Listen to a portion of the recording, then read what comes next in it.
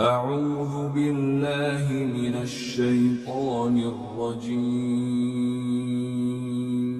بسم اللہ الرحمن الرحیم سورۃ التوبہ آیت نمبر 6۔ وَإِنْ أَحَدٌ مِّنَ الْمُشْرِكِينَ اسْتَجَارَكَ فَأَجِرْهُ حَتَّى يَسْمَعَ كَلَامَ اللَّهِ ثُمَّ أَبْلِغْهُ مَأْمَنَهُ ذَلِكَ بِأَنَّهُمْ قَوْمٌ لَا يَعْلَمُونَ۔ ترجمہ: اور اگر مشرکین میں سے کوئی تم سے پناہ مانگے تو اسے اس وقت تک پناہ دو جب تک وہ اللہ کا کلام سن لے، پھر اسے اس کی امن کی جگہ پہنچا دو۔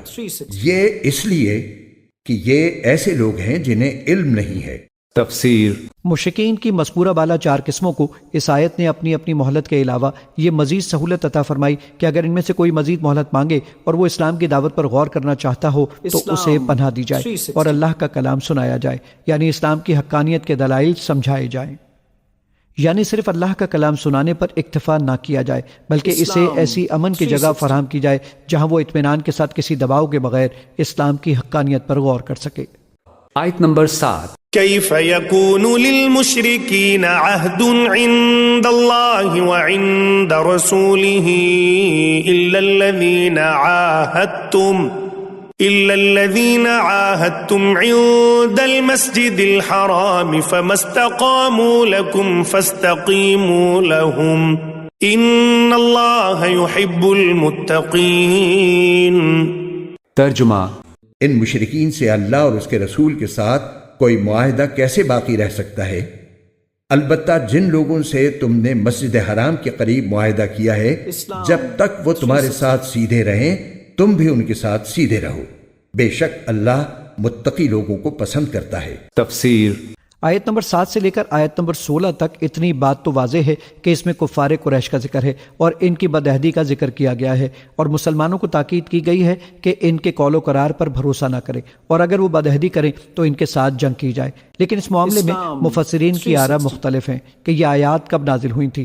مفسرین کی ایک جماعت کا کہنا ہے کہ یہ آیتیں فتح مکہ سے پہلے اس وقت نازل ہوئی تھیں جب کفار قریش کے ساتھ مسلمانوں نے حدیبیہ میں جو معاہدہ کیا تھا وہ باقی تھا، اور ان آیتوں میں یہ پیشن گوئی کی گئی ہے کہ یہ لوگ اپنے معاہدے پر قائم نہیں رہیں گے، لہذا اگر وہ عہد شکنی کریں تو ان کے ساتھ جنگ کرو، اور اگر وہ دوبارہ عہد کریں تو اب ان کی باتوں کا اعتبار نہ کیا جائے، کیونکہ وہ زبان سے کچھ کہتے ہیں اور ان کے دل میں کچھ اور ہوتا ہے، اور جب تم ان سے جنگ کرو گے تو اللہ تعالیٰ تمہاری مدد کر کے انہیں رسوا کرے گا، اور ان مسلمانوں کے دل ٹھنڈے ہوں گے جو ان کے مظالم کا شکار رہے ہیں۔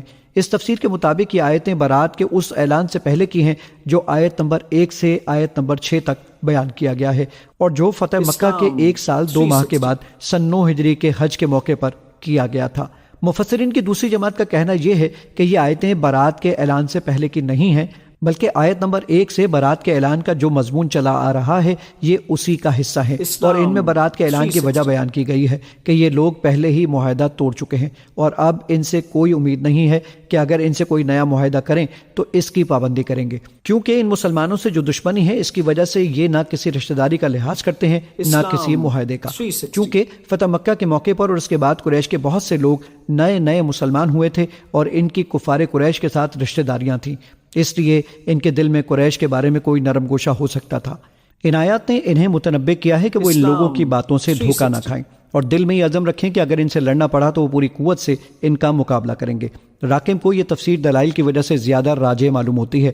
اول تو اس لیے کہ آیت نمبر 7 سے 16 تک کا نظم قرآن ایک ہی سلسلہ کلام نظر آتا ہے، اور آیت نمبر 7 کے بارے میں یہ تصور نظم کے اعتبار سے مشکل لگتا ہے کہ وہ پہلی 6 آیتوں سے نزول میں بہت مقدم ہو۔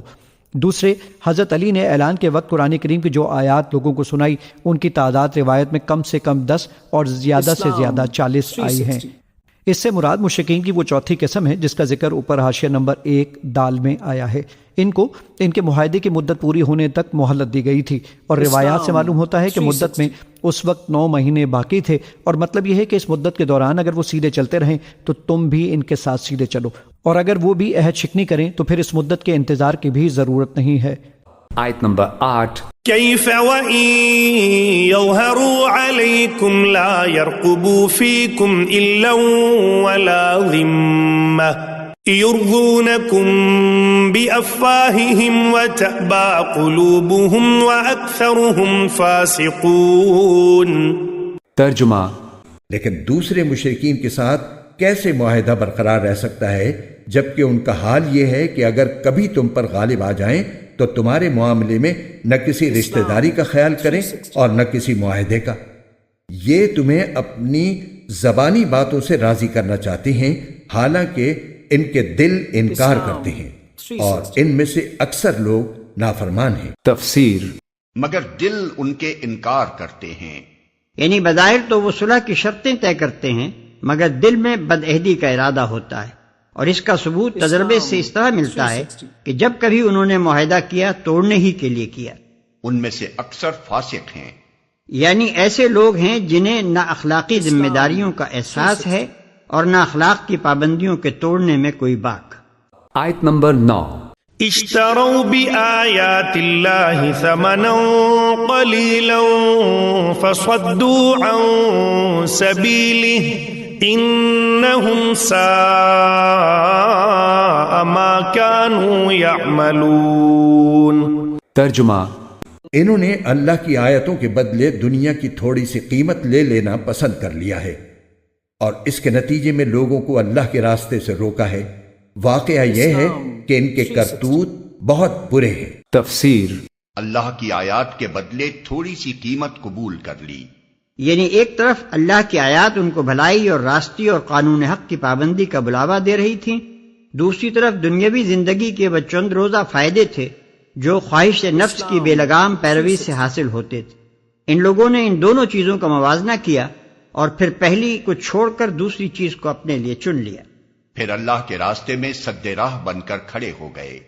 یعنی ان ظالموں نے اتنے ہی پر اکتفا نہ کیا کہ ہدایت کے بجائے گمراہی کو خود اپنے لیے پسند کر لیا، بلکہ اس سے آگے بڑھ کر انہوں نے کوشش یہ کی کہ دعوت حق کا کام کسی طرح چلنے نہ پائے، خیر و صلاح کی اس پکار کو کوئی سننے نہ پائے، بلکہ وہ منہ ہی بند کر دیے جائیں جن سے یہ پکار بلند ہوتی ہے.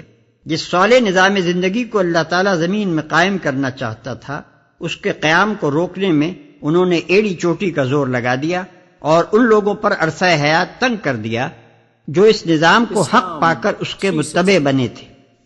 آیت نمبر 10. لا يرقبون في مؤمن إلا ولا ذمة وأولئك هم المعتدون. ترجمہ. یہ کسی بھی مومن کے معاملے میں کسی رشتہ داری یا معاہدے کا پاس نہیں کرتے اور یہی ہیں جو حدیں توڑنے والے ہیں. تفسیر.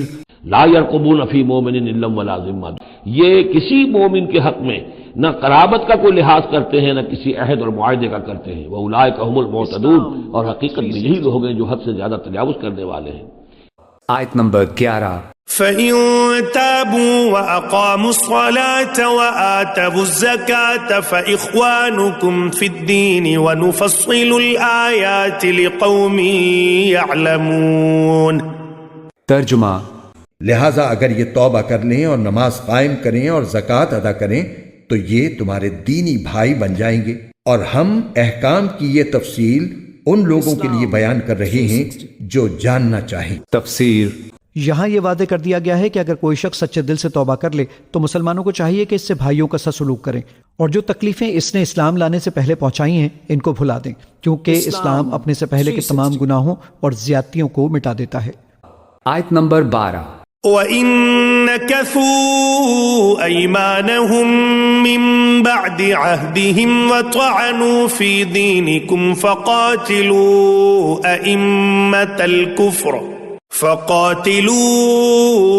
أَئِمَّةَ الْكُفْرِ إِنَّهُمْ لَا أَيْمَانَ لَهُمْ لَعَلَّهُمْ يَنْتَهُونَ.